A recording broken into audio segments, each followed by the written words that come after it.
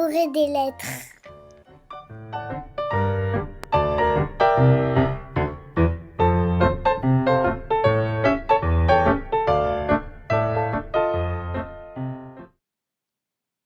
Depuis que Juliette avait sa cabane dans le grand arbre A, elle passait de plus en plus de temps dans la forêt des lettres.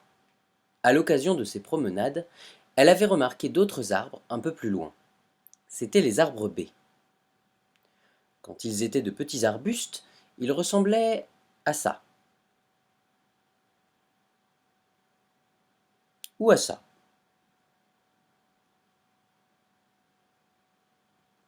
Quand ils grandissaient, ils devenaient de drôles d'arbres rondelés et potelés.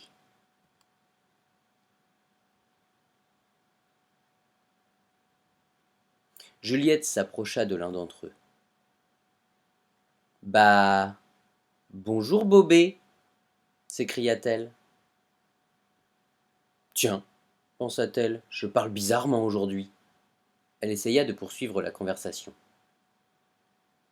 Belle brillance biscornue bien boulonnée, s'exclama-t-elle sans rien comprendre à ce qu'elle disait.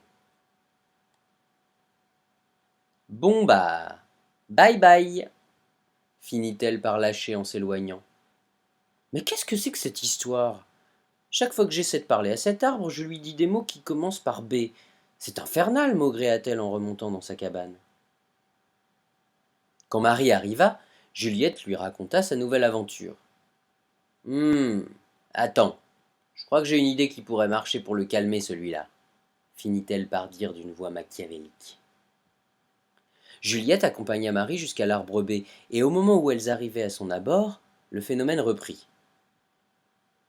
Boulette bulleuse balance borborigme, dit Juliette alors qu'elle voulait signifier à l'arbre qu'elle en avait assez qu'il lui fasse dire n'importe quoi.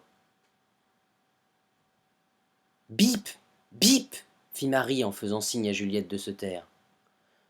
Bûcheron, bûchette, bois brûlé, barbecue, lança-t-elle ensuite à l'arbre B d'un air de défi. L'arbre B ne souffla mot. On n'entendait plus que le bruit du vent dans les feuillages. Juliette brisa le silence. Tu crois que ça a marché? Mais oui, ça a marché. Je peux dire tous les mots que je veux. T'es forte, ma Marie. Marie avait eu une bonne intuition en disant à l'arbre B des mots qui pourraient lui faire peur, même s'ils commençaient par la bonne lettre.